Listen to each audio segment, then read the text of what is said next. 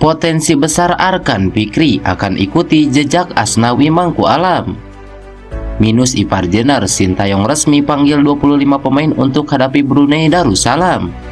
Namun sebelum kita bahas videonya, alangkah baiknya jika kalian subscribe dulu channel ini agar kalian gak ketinggalan informasi menarik seputar timnas Indonesia setiap harinya. Jika sudah subscribe, simak video selengkapnya sebagai berikut.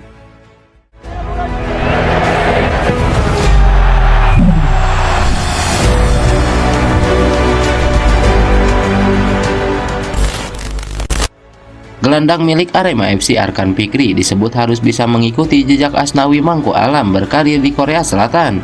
Masih sangat muda, tetapi dia dianggap memiliki talenta besar yang harus diasah di luar negeri. Hal itu diungkapkan oleh asisten pelatih timnas Indonesia Yo Jae-hoon. Pelatih asal Korea Selatan itu menyebutkan banyak pemain Indonesia yang sebenarnya memiliki potensi besar. Namun potensi tersebut akan kian matang bila ditempa di klub luar negeri seperti Asnawi Mangku Alam. Nah, Arkan Fikri pun disebut menjadi salah satu pemain yang menurut Yo Jae-hoon cocok untuk berkarir di Korsel. Sebab menurutnya gelandang berusia 18 tahun itu memiliki sesuatu di dalam dirinya. Saat ini saya akan banyak terlibat di tim Indonesia U20. Banyak pemain berbakat di sana. Arkan Fikri juga bagus. Dia punya talenta besar. Ada Marcelino juga, tapi sudah bermain di luar negeri, ungkap Yo Jae-hoon. Yo Jae-hoon juga mengungkapkan tak cuma Arkan Fikri yang bisa ke Korsel. Faktanya, dia memang sempat ditanyai beberapa klub di Korsel terkait pemain Indonesia yang punya potensi besar. Dia bahkan sempat sodorkan 2 nama. PSSI telah merilis daftar 25 pemain timnas Indonesia untuk menghadapi Brunei Darussalam pada babak pertama kualifikasi Piala Dunia 2026. Lantas, siapa saja yang dipanggil? Timnas Indonesia akan menantang Brunei Darussalam dengan sistem kandang dan tandang pada 12 dan 17 Oktober. Skuad Garuda akan lebih dulu bertindak sebagai tuan rumah. Meski punya rekor mentereng kontra Brunei Darussalam, timnas Indonesia tetap turun dengan kekuatan penuh. Sintayong selaku pelatih memanggil para pemain terbaik termasuk yang berkarir di luar negeri. Praktis hanya Ipar Jenar sebagai langganan timnas Indonesia yang harus absen. Pemain berdarah Belanda itu mengalami cedera saat memperkuat Jong FC Utrecht. Satu kejutan yang dibuat Sintayong mungkin dengan mempromosikan Arkan Fikri ke timnas senior. Sebelumnya pemain berusia 18 tahun itu menjadi andalan timnas U19 dan U23. Ramadan Sananta juga kembali mendapat panggilan timnas senior. Ia akan bersaing sengit dengan Rafael Struijk, Dendi Sulistiawan, dan Dimas Derajat di lini depan. Namun ada juga sejumlah nama yang biasa jadi langganan tapi tidak dipanggil. Yakob Sayuri dan Stefano Lillipali hingga Fahrudin Arianto termasuk dalam daftar ini. Dan berikut daftar 25 pemain untuk laga kontra Brunei Darussalam.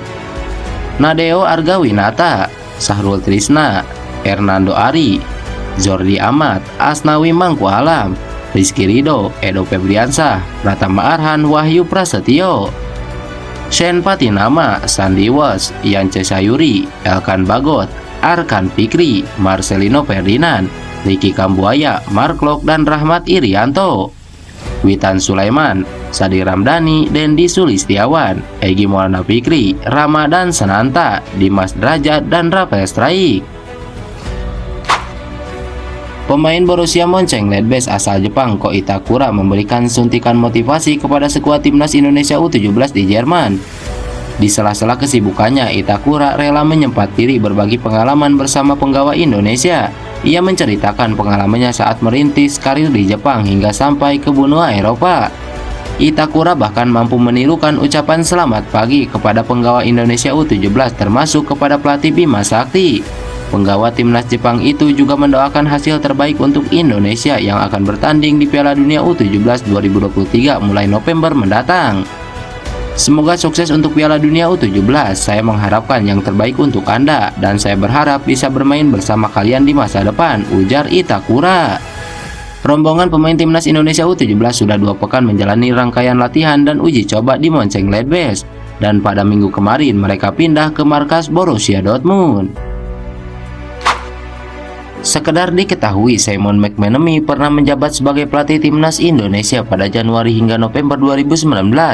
Simon McManamy mendapat kepercayaan dari Ketua Umum PSSI saat itu, Muhammad Iriawan.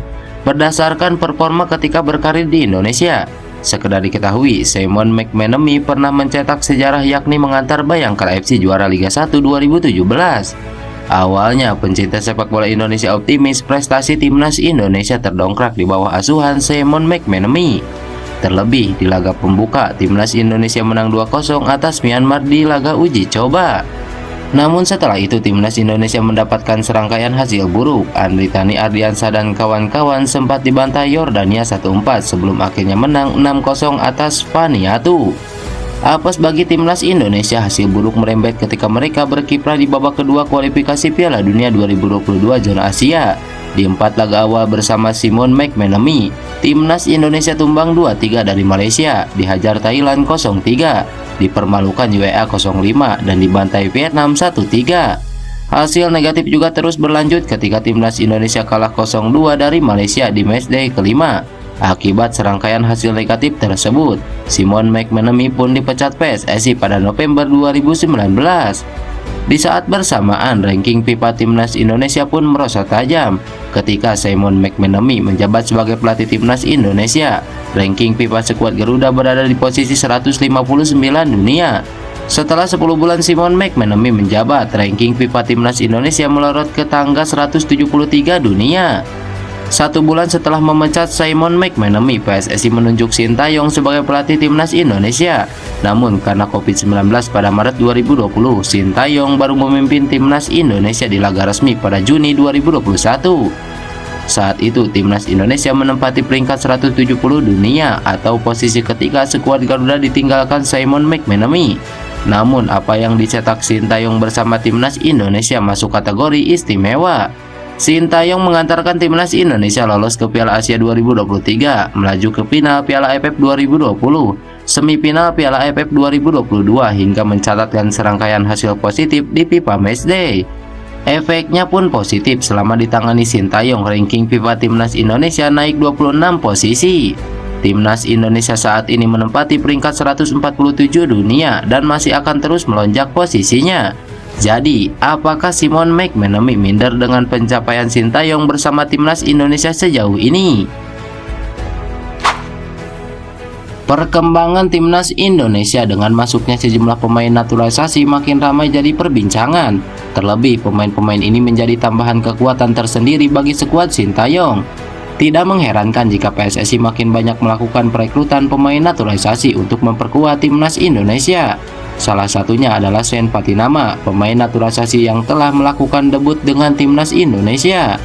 Dengan membela timnas Indonesia ternyata ada keuntungan tersendiri bagi Sen Patinama. Tercatat jika harga pasaran dari pemain yang kini sedang merumput di klub Viking FK ini mengalami perkembangan positif. Menurut data Transfermarkt, Sen Patinama telah bermain sebanyak 21 kali dengan presentase 95% starting 11. Tak cukup itu saja, pemain timnas Indonesia ini juga telah mencetak 1 gol dan 5 assist dengan presentase 12% partisipasi gol bersama Viking FK. Kini tercatat juga kalau harga pasaran Sen Patinama telah mencapai 600.000 pounds Inggris atau setara dengan 11,33 miliar. Harga pasaran ini sudah mengalami kenaikan jika dibandingkan sebelum jadi pemain naturalisasi dan membela timnas Indonesia. Namun harus diketahui juga jika kontrak Sen Patinama dengan Viking FK sampai 31 Desember 2023 mendatang. Tidak diketahui apakah kontrak ini akan diperpanjang atau tidak. Lantas bagaimana menurut kalian? Tulis pendapat kalian di kolom komentar.